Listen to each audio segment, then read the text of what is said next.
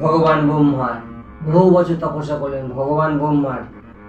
দেখুন, অসুর হতে পারে, কিন্তু তার মনে একটি কথা এসেছে যে শিব ধ্যানে লীন হয়ে আছে।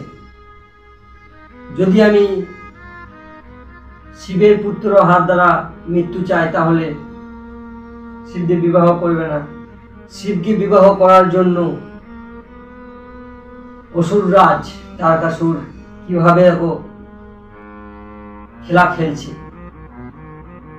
অসুর হলেও তার মনে কিন্তু ভগবান শিবের পুত্র বা ভগবান শিব যাতে বিবাহ করে, এই পৃথিবীকে চালিত করে, সন্তান উৎপত্তি করে, সেই সব কথা চিন্তা করেই তিনি এই পৃথিবীকে পীড়িত করতে লেগেছেন। অসুর হয়েও তার মনে একটি শুদ্ধ ভাব। আর এই কলিযুগে মানুষ ভগবানের আরাধনা করে না, শুধু নিজের সংসার নিয়ে পড়ে থাকে।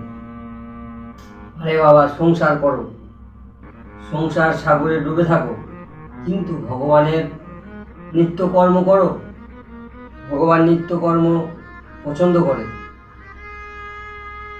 ভগবান শিবের, ভগবান রামের, ভগবান কৃষ্ণর যে দেবতাকে তুমি মানতে পারো সেই দেবতাকে মানো, তবে নিত্য কর্ম করো, তবেই পরলোকে ঠাঁই পাবে। তাই এই অসুররাজ ভগবান শিবকে আরাধনা করেছিলেন আর বিবাহ করার জন্য বাধ্য করেছিলেন, কারণ এই পৃথিবীকে পীড়িত করেছিলেন। তিনি বহু বছর তপস্যা করলেন আর ভগবান ব্রহ্মার কাছে বর নিলেন যে আপনি আমাকে বর দিন। ব্রহ্মা ভগবান বললেন, তারকাসুর তুমি কি বর চাও?